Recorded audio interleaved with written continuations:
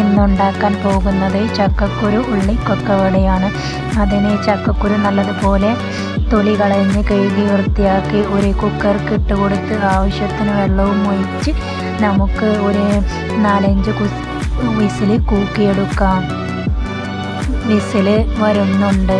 ഇനി നമുക്കൊരു പാത്രം എടുത്ത് അതിലേക്ക് ഒരു സവാള അരിഞ്ഞതും 2-3 പച്ചമുളക് ചെറുതാക്കി അരിഞ്ഞതും കറിവേപ്പില അരിഞ്ഞതും ഇട്ട് കൊടുത്ത് അതിലേക്ക് ഒരു ചെറിയ കഷ്ണം ഇഞ്ചി ചതച്ചതും ഇട്ട് കൊടുത്ത് നമുക്ക് 1 ഗ്ലാസ് മൈദയാണ് ഇട്ട് കൊടുക്കുന്നത്. 1/2 ഗ്ലാസ് അരിപ്പൊടിയും ഇട്ട് കൊടുക്കുക.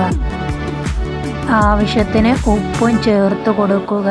എന്നിട്ടൊരു മിക്സിയുടെ ജാറിലേക്ക് ചക്കക്കുരു വെന്തത് ഇട്ട് കൊടുത്ത് നല്ലതുപോലെ ഒന്ന് അരച്ചെടുക്കാം.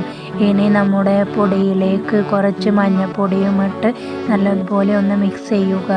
നല്ലതുപോലെ മിക്സ് ചെയ്തിട്ടുണ്ട്. ഇനി നമുക്ക് ചക്കക്കുരു അതിലേക്ക് ചേർത്ത് കൊടുക്കുക.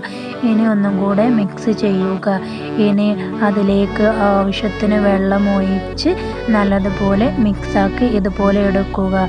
ഇനി ഒരു നുള്ള് ബേക്കിംഗ് സോഡയും ഇട്ട് ഒരു ചെറിയൊരു കഷ്ണം കായവും ചേർത്ത് നല്ലതുപോലെ മിക്സ് ചെയ്യുക. ചട്ടി വെച്ചിട്ടുണ്ട്.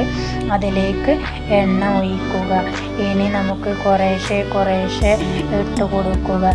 ഇനി നമുക്ക് കുറേശ്ശെ ഇട്ട് കൊടുത്ത് തിരിച്ചും മറിച്ചും ഇട്ട് നമുക്ക് കോരിയെടുക്കാം.